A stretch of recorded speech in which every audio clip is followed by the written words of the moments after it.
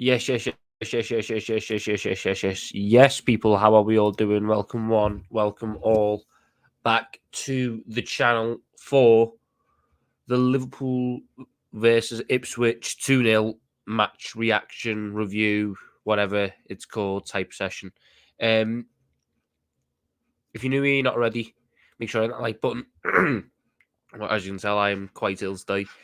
Hit that like button, hit that subscribe button, turn on that notification bell so you don't miss any more content. And yeah, it's going to be a bit of a chill one because, you know, it was a chill game, it was a chill performance. There was a lot to like in the second half, especially. The first half, we can break that down and we can sort of figure out that, yeah, it wasn't, it wasn't exactly what we want to be seeing from the side. And Arne made that point in that post-match press conference. That's something I want to talk about as well, because that was a very sort of open post-match interview. And I don't think it's something that Jürgen would have done, and I'm happy with the way it's going, because the one thing that we didn't want from the new manager coming in was for him to try and be Jürgen Klopp 2.0. He had to be his own guy, and Arne so far has been his own guy, and I'm really liking what he's doing. I'm really liking the way he's coming across and presenting himself and stuff.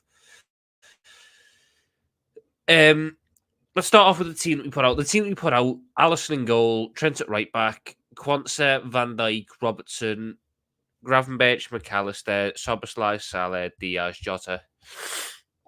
Is it what I would go for as my first choice Liverpool team? Probably not. There are a couple of changes that I would have made in there, but all things considered, it was the team that most people expected, bar maybe Simicast for Robertson. And in that first half, we looked off it. Ipswich gave us a real game in that first half. Credit to them.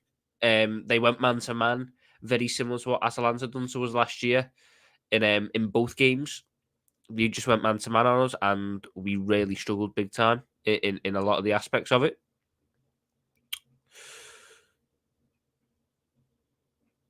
We couldn't hold up the ball.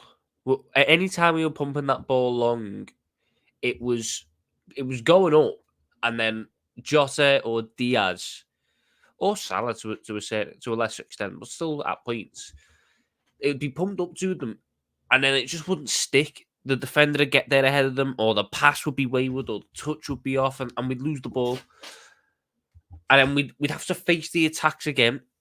We'd win it back, and then the defenders, your Robertsons, your Quansos, your Van Dijks, your Trents to a lesser extent, they weren't winning their duels. So we were never able to fully alleviate this pressure and put our stamp on the game in the first half, and that was a real problem. And we ended up getting caught a couple of times, all things considered, on the on the counter attack. But we defended that well in the moments. Last season we weren't that great defending counter attacks.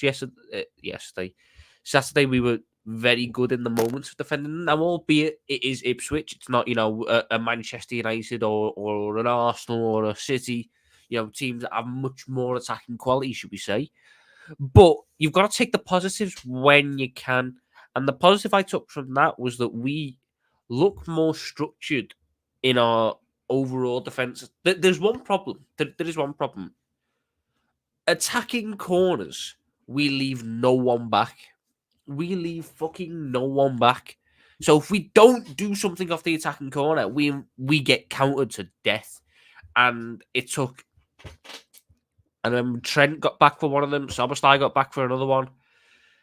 You're running yourself ragged to try and cover that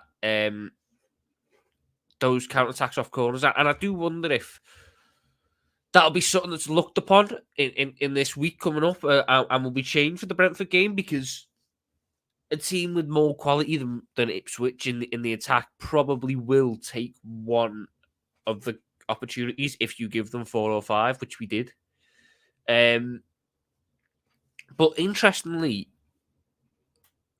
Slot didn't call out the midfield. So in his post-match interview on TNT Sports, he got asked about the about the midfield because it's been a big talking point, and he said that whilst it was two different cases, first half, second half, the midfield wasn't the issue in the first half because it was down to the attackers not winning their duels and the defenders not winning their duels. I was quietly impressed by Ryan Gravenberch. I thought that you can see he's not a natural six. He's not. He's far from a natural six, Ryan Gravenberch. But there was a lot to like in that performance that he gave us. You could see that first phase of possession, he was actually very calm. He received the ball off the centre backs and off Trent very well. He turned out of the pressure very well. And he was actually doing that in the first. I'd say he was one of the better performers in the first half. Not, it's not a great tag to have because he wasn't great. He was one of the better ones in the first half. I'd certainly say he was the best midfielder in the first half. But he was just doing everything that we want from this deeper playmaker, this deep lying six. If you'd have it, I was really quite impressed. Defensively, he's not there. And I don't think that's not a knock on him in the sense of he's never been a defensive-minded midfielder, so he's never had to have that defensive quality in his game. But if this is going to be his role long term, he does need to kind of pick it up quick in terms of, how to position yourself. There was points in the game yesterday where, I keep saying yesterday, Saturday, where it felt like he was doing what Jordan Henderson used to do at times, where he would on the telly it looks like he's in a real good position to show for the ball, and then on the replay you look at it and go, he's just stood behind the man. He stood in a blocked passing lane. That's the part that was getting me, and that comes with being a natural six and knowing the roles, knowing the positions, and knowing the body shapes that you got to take up in order to receive the ball away from the pressure. He just doesn't have that yet. Will he get that? I don't know, but Arne is clearly committed to Gravenberch being used in this role. So I'd like to think that there's going to be something along the lines of that coming out. So yeah, like I said, there's a lot to appreciate in terms of Gravenberch's performance on the ball. I thought McAllister was quite good in the second half. I thought Szoboszlai was exceptional in the second half as well. Szoboszlai, he's had a lot of unnecessary and I think quite harsh hate over the past 6 to 8 months. Certainly since the turn of the new year. Is he this amazingly brilliant, incisive passer? No, he's not. If you want your technical 10, I like to factor Elliot and Szoboszlai into two different categories. Elliot is your technical 10. Szoboszlai is your physical 10.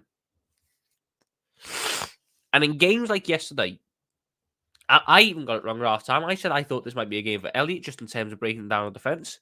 But in reality, it was the game for Szoboszlai because his physicality and his just sheer pace and size meant that whenever he picked up the ball deep, he could just burst past 2 or 3 and he would break that line himself.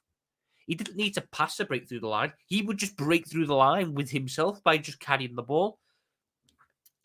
And ultimately as well, Trent AlexanderArnold was one of the best players in that second half. Really one of the decisive ones in helping us get that result. He doesn't have the freedom to do what he did in that second half and the license to create in the positions that he created in that second half without Dominic Szoboszlai there covering for him. Dominic Szoboszlai was putting in a performance 2019 Jordan Henderson would have been proud of in that second half in terms of covering it right back. He was brilliant at that. And he got robbed of the assist for the second goal. He did play the pass. Is Szoboszlai going to be the answer every game this season? Probably not. And there will be moments and there will be situations where you're up against a stubborn defence that is sitting deep, where you do need the technical quality and the incisiveness of Harvey Elliott. But yesterday showed that the narratives that stuck around Dominic Szoboszlai, they need to be washed away. He's never been this horrendous footballer. I really like it. I really like him. I think there's so much to appreciate about Dominic Szoboszlai, and Saturday was just another like notch in that thing. Defensively, the big one to talk about is the halftime substitution of Jarell Quanto.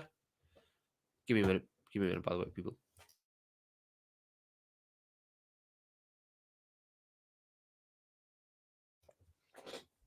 So at half time, in the first half, Quanto was struggling quite a lot against Liam Delap, actually. Who I didn't know we went to Ipswich. I remember him being at Hull last year. I didn't know we went to Ipswich until I watched it. Delap was causing him a lot of problems because he was very physical and he was just constantly throwing his weight around, and Quanto was struggling against that. Now, I'm a big fan of Quanto. If you watch me loads, you'll know that I'm massively on the Jarell Quanto train. I think there's a lot to like about the kid. I think there's so much quality that he has. But yes, I keep saying yesterday. Saturday was a real big moment in his career. I think it's a sink or swim moment. At half time, he's taken off, and Slot was very open about this. He said it wasn't an injury, it wasn't a precaution, it was tactical. I needed Canate on because he wins his duels. And Canate came on. Is Canate as good a passer as Jarell Quanto? No, he's not. And I don't think even the biggest Canate lover can try and suggest that he is. But what Canate is he's a physical monster. And Liam Delap was out of the game the moment Canate came in. Anytime it went in the air, Canate was running the header. Anytime it went on the ground, Canate was throwing his weight around. And that allowed us to push up the pitch. And it allowed us to sort of basically negate their man-to-man setup and suffocate them. And eventually they caved and we scored 2. The fact that not only did he take Quanto off at half-time, there's a thing in football.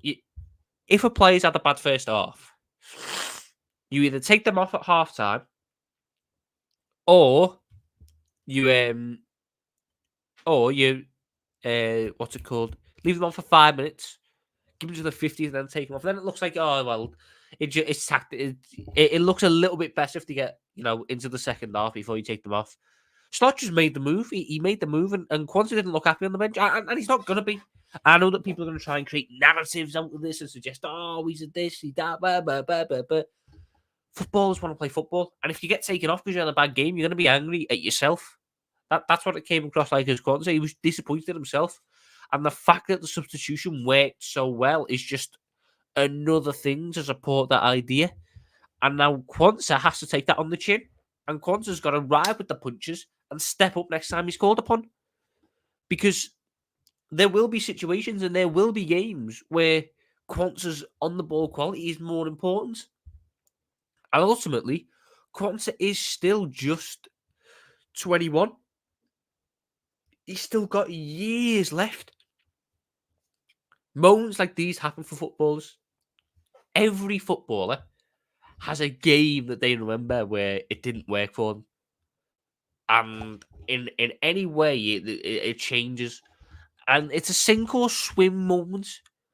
And I back Quanto. I think he's gonna thrive off this. I think he's gonna learn off this. I think that there will be a focus throughout this season for Quanto on his duels, because it wasn't even last season. Jarell Quanto wasn't a monster in duels. He was good in them, but he wasn't a monster in them. And there are certain games when you're wanting to really impose yourself on the opposition where you need an absolute duel machine. And that's what Canate is. Canate is an absolute machine when it comes to winning his duels and stuff. So, with that being the case, I do think there'll be a lot of work done with Quanto this year on his duel with it and on his overall defensive work. And it's not a bad thing, like I said. The lad's 21, he's in his second full season with Liverpool. No one expected them to be in this position at the start of last season. You've just got to roll with the punches and sort of push on with it. Another player who had a bit of a dodgy first half, and I think was much improved second half, was Andy Robertson. If you're going to build up the way that Liverpool wants to build up, Andy Robertson is going to struggle a lot. And there will come situations, and it will be a narrative this season where he has to be let go because of the big limitation he has in terms of his one-footed nature. Andy Robertson cannot, to the same level as a Nathan Ake or a Zinchenko or a Calafiori or a Timber, play out. He's very one-footed in nature, so he doesn't like playing inside very much. He can't move the ball to his right to play it into the midfield. Like, for example, McAllister plays on the side. You're not going to see Robertson pick up the ball, touch it onto his right, and then play it inside to McAllister. That's not his game.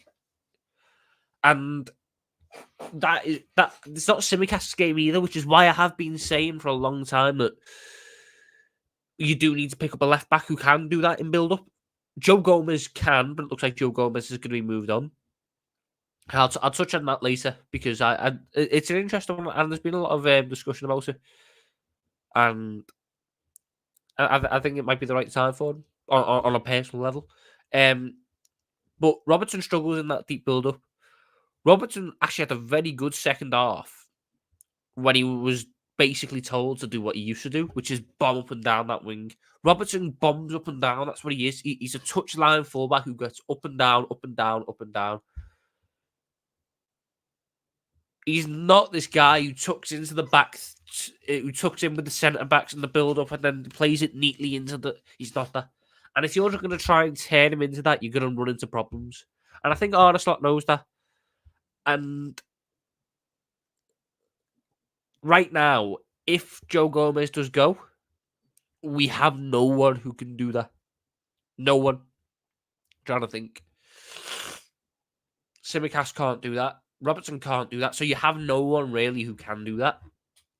That's a real problem.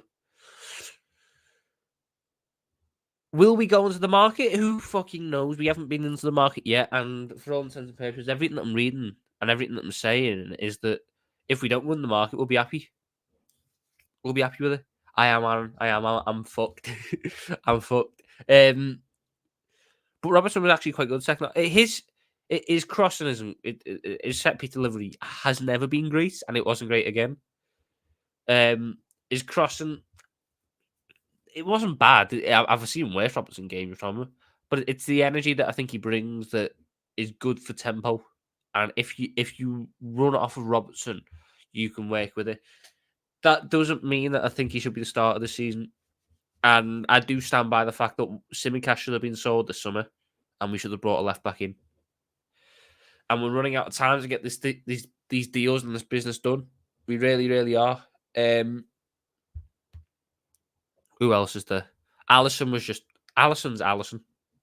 You'll never hear me say a bad word about Alisson. He's fucking exceptional. Once again, yesterday. I keep saying yesterday. I'm just going to keep saying yesterday, people. Once again, he was faultless. Absolutely faultless. I love that man. Van Dijk had a bit of a ropey first 10 minutes and then screws the game, and you see why Van Dijk, for me, is still the best centre back in the world. Stunning pass for the second goal to really get that move kicked off. Trent is a joke, man. The fact we've let him get into the last year of his deal is mental, by the way. Because now you're chasing, and when you watch Trent doing what he does on a football pitch, you see why all the best teams in the world want him. And we need to get that contract sorted out. We need to keep Trent AlexanderArnold at this football club. Him and Salah. And I don't know how you can let so many good players get into the last year of the deal. But you watch Trent, and he's so fucking good. The range of passing and the quality of passing is a joke. Genuinely, it's people might disagree. This might anger people. Trent might be the best passer I've ever seen at Liverpool. Better than Gerrard, better than Alonso, better than all them. Just in terms of the range and the quality of pass that man has, I don't think anyone really compares to him in my memory of this football club. Like, he's an absolute joke of a footballer. The pass for the first one, the setup for Diaz, which Diaz puts over. He hits this wonderful fucking half volley pass from inside our half, which is almost made it to Diaz. If Diaz had just stepped forwards like a half inch, he gets there ahead of the defender. No one in the world does that. No one in the world does that. He's an absolute monster of a player, and we've got to get that deal sourced out. And even defensively against Ipswich, I thought he was very good. I know people try and go with the trying shit at defending. He was actually very good, and he done really well in that counter attack situation he was put in. So massive credit to Trent AlexanderArnold. Salah was the best attacker. He was the only outlet in the first half. He made stuff stick more than the others did. And in the second half, you just see his quality. That man, what's it now? 9 opening day goals in 8 seasons. He holds the record now. The fact that there were people this summer go and sell Salah, it blows my mind. It really does. The man is a machine, and if you could easily see him going on for another 2-3 years at this very top level, why would he stop? There's nothing to suggest that he's going to fall off a cliff anytime soon. He had a little wobble last season because he had the longest injury of his Liverpool career, and then he came back too early, or rather, we rushed him back, and we aggravated it, and it set it off again. That's the only reason. He still had a very good season last season, numbers-wise. Mohamed Salah is a joke for footballer, and people suggest that he should move on from this football club have no idea what they're talking about. That's another guy who needs a deal. An assist for the first goal. The composure for that first goal, I think it's going to go underrated. So many other forwards take a touch and try and put themselves in a position to hit that on their left foot. Salah doesn't even take a touch. Salah just runs across it and plays it with his right to set Jota up. And then the second goal, great movement, good finish. And he's just a constant threat, constant creative threat, constant goal threat. He'll be gutted that he only ended with one goal. He had a couple of chances to get that second goal. He's just ridiculous. The amount of quality that Mohamed Salah has cannot go understated. And I think he'll be a massive difference maker this year, Salah. I do think that should we go on to win one of the big two, which is very unlikely, all things considered. But if we do go on to win one of the big two, Mohamed Salah will put in one of his best ever seasons for the football club to do that. Jota was sound. You know me, he's the best finisher at the football club, and then he goes and misses a fucking header like that. I've never seen him miss a header like that. I was shocked. I couldn't believe it. He missed a fucking simple header like that. I was on the ropes. I couldn't believe it. And then he goes and makes up for it with a fucking brilliant left-footed finish. His link-up play is very good, Jota. His link-up play. I think people like to act with Jota that he's like this shit footballer who everything bounces off. He can't dribble. He can't link up. It's all jammy and then he scores. Diogo Jota's very good in terms of the link-up and in terms of the build-up. And you saw that again. He played a number of good passes to certain players. I mean, I really like the one which set up Diaz's little, chip that went over the bar. On his left foot, dinks it between two defenders for Trent to touch it down. Ridiculous pass. Again, if Diogo Jota can stay fit, you've got, in my opinion, the second best striker in the league there. You do. If he can stay fit, you're getting minimum 20 goals, minimum 7 assists. Can he stay fit? That's the big thing. Can we keep Diogo Jota fit? If you keep him fit, you've got a monster on your hands. You do. And it's interesting because Nunes never even came on. We didn't even use Nunes, which I'm sure people will take out of context and go, oh, well, that means Arne Slot doesn't rate Nunes and he doesn't want him and he's going to sell him. Blah, blah, blah, blah, blah, blah, blah. You didn't use Harvey Elliott. We're going to sell Harvey Elliott now.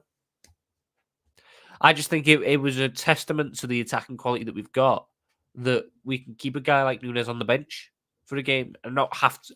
And it's a testament to the way that we play, to where we're not having to throw on our attackers to try and change the game like we did for large parts of last season, because we'd go 1-0 down and then you'd be chasing the game, your attackers have to come on. We had so much control in that second half yesterday that we didn't even need to. Like, we were bringing on Conor Bradley. Like, he was fine. It was easy. It was a piece of piss. But the guy that's probably going to get the longest section is Diaz. If you know me, you know my thoughts on Luis Diaz. I want him sold. I don't think that he's certainly not the type of forward I like. I do think that the end product is massively lacking, and ultimately it might let us down this season. And with him being 27, soon to be 28, he's never going to learn this end product, in my opinion. He's never going to develop a consistent end product. And Saturday was... If you were to ask me to describe an archetypal Luis Diaz performance, it would be Saturday. He was brilliant on the dribble, could beat a man, drove us forward so many times, and then, bar one good pass through to Bradley, never had any end product.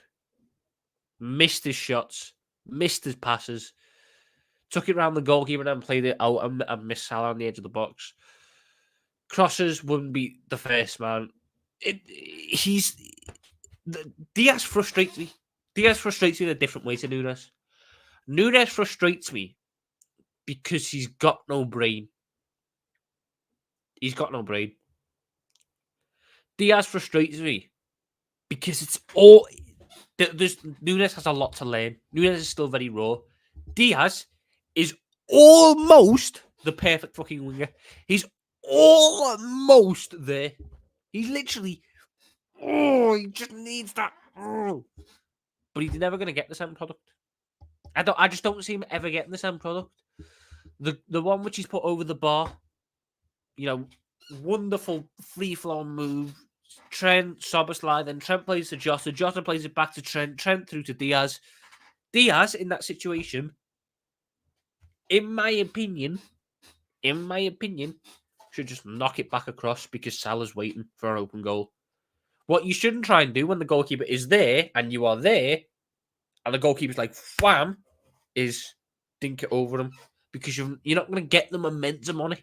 You're not going to get the weight on it to pull it off. There was another one. Receives the ball on the left, takes it past one, takes it past two. He's on the edge of the box and he fucking slices it over the bar. And you're sitting there going, you've done everything right but that. And if you just had that in your locker, fuck me, you would be an immense footballer. And one part that did bother me was the sombrero flicks. Like, he done one, and it was very nice, and it got us out of pressure, and we were able to build off it. And then he sat in our fucking corner flag doing it. Like, let's fuck that off. Let's not be doing fucking sombrero flicks in our own corner flag because you just gave away a fucking throw-in for no reason. I can see why Slot wants to use Diaz, and I can see why the club don't want to let him go.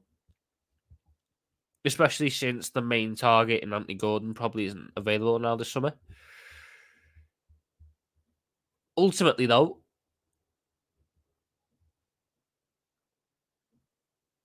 Gakpo should be the left winger, in my opinion. For what we need that left winger to do,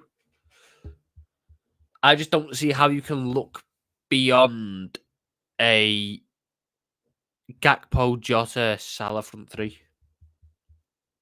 I really don't. I think that is your best front three in terms of pure technical quality and incisiveness. I just think there's so much to appreciate in that one. If a team goes man to man, and let's bear in mind, Arne Slot is going to know about this. Arne Slot and his team are going to be doing their analysis days in advance for our next opponent. They'll know the matchups. If we're up against a team that want to play high and go man to man, yes, you need Diaz because he's so quick and he's so direct. You can pin a team back. But the amount of times that we're going to go up against teams like that isn't actually that high, I don't think.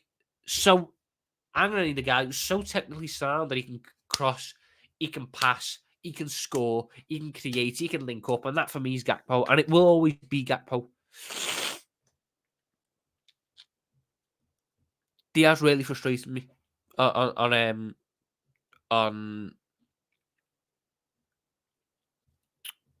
Saturday. He really did. Núñez disappoints me. Diaz frustrates me because Diaz should be there. Núñez just disappoints me because it's just so fucking annoying. How can you miss so many?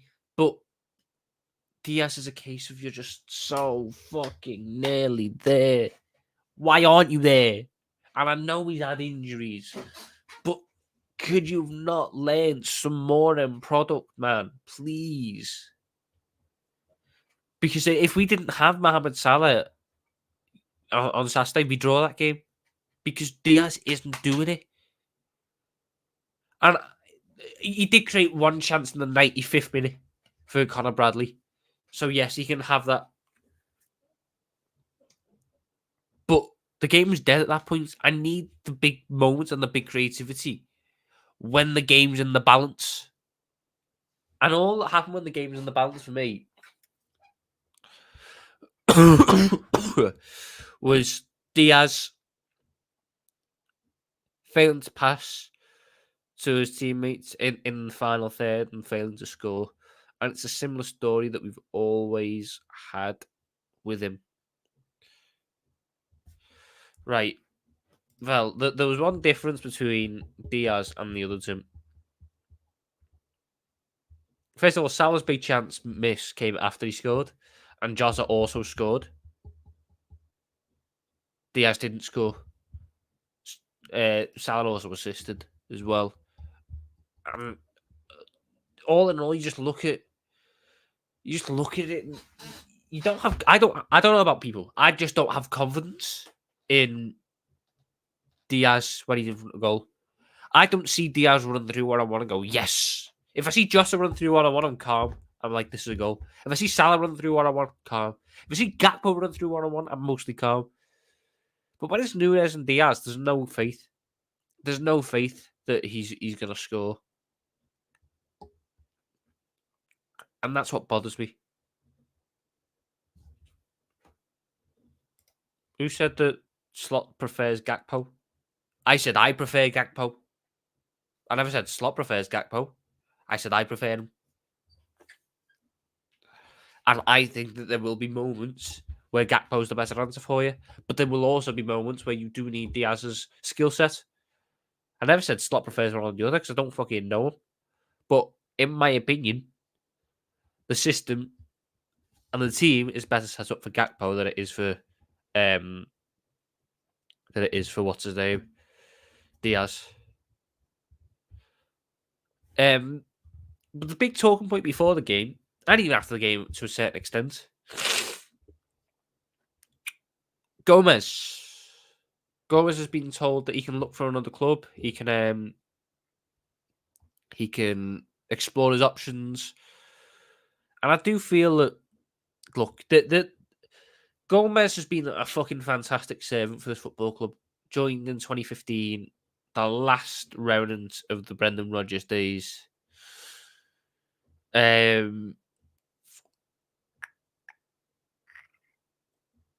can see why he wants to go, though. The man's 27, and he is third choice right back, third choice left back, fourth choice centre back. At this point, he needs to move on just to be playing regular football somewhere.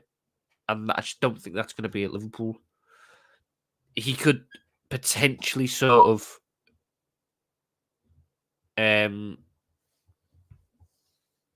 sit at left back, but it's not great. It's really not great in terms of an overall thing.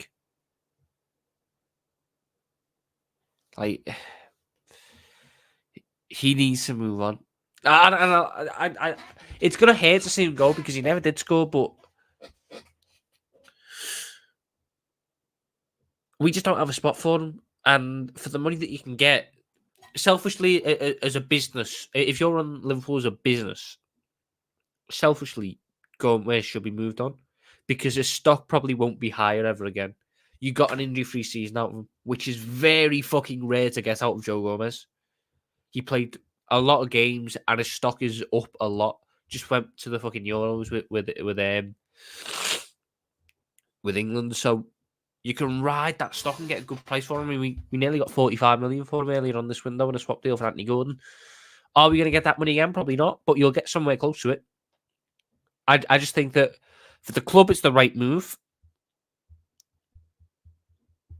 And that money should be reinvested, by the way. And for the player, it's the right move. Joe Gomez deserves to be starting week in, week out for a team challenging for the Champions League. He does. I do think Joe Gomez is that good. In what position, I don't necessarily know. Maybe it's at right back, maybe it's at centre back, but I do believe that Joe Gomez is good enough to start week in, week out at team challenging for the Champions League, like a Villa, like a Newcastle. It will be sad to see him go, though. It will be. But it is ultimately the right move for all parties, and I just hope that we get a good fee for him, and we don't try and keep him when he... I do believe he said something, and we don't need to keep him when he doesn't want to stay type thing. He should be looking at the future, and he should be playing regularly because I do think he has that quality in him. I really do. But we play next week against Brentford at home on Sunday. I think with a late kickoff on the Sunday. First home game for Arne Slot. First competitive home game for Arne Slot, should we say. Against the Brentford side, who did win yesterday against Crystal Palace. But they're going to be... Ivan Toney probably won't be there. Fabio Carvalho will be returning to play against us. I think there's a lot to... Is it going to be an easy game? Probably not, but should we still be good enough to get the job done 100%? I do wonder what the team will look like. We probably won't have any signings by that point. Who knows? Who knows if we even do any business? But it's going to be an interesting one to watch, that one, because Brentford play a much different way to Ipswich. And the part I'm liking about Arne Slot is that it's the same difference in every game. Like, it does seem like he really does try and break down the opposition. And he figured out Ipswich very early on, which is something that we couldn't do against Atalanta. Now, albeit, Ipswich and Atalanta are two vastly different teams in terms of quality. But the principles of the man-to-man marking were the same. And we couldn't figure it out last year. And we figured it out this year. And Brentford have been a team that have been notorious for causing Jurgen Klopp problems. I mean, last year was the only time he beat them away from home. Albeit I don't think we have a drop point at home to them. But away from home, they always cause us more than a few problems. And even at home, despite us winning games, that they would be tough opposition and we would be in for tough games. So I'm very interested to see how Arne Slot's going to manage the game, if there's going to be a couple of changes in there. But yeah, I think that's all I'm going to say. It wasn't a great first half. It was a really good second half. You take a lot from that. At the start of the season, you don't... Performances aren't as important. Performances are important in the middle of the season. So from, I'd say, mid to end October to mid to end March, that's where your performances are important. You need to be performing well in that period of time from November, December, January, February. They're the months where you really want to be performing. To start the season, to end the season, you just need results. You need to put yourself in the best possible position. And whilst I don't think we had a history book performance against Ipswich, we had a good performance, but we got the result that mattered.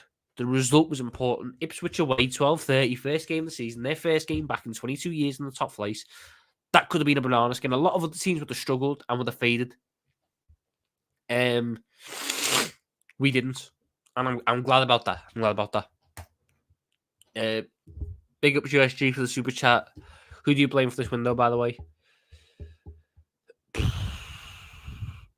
Again, I'm not going to do my full judgment on the window until it ends, but as it stands right now, I do think it's a collective sort of thing in terms of we are reverting back to a style of transfers which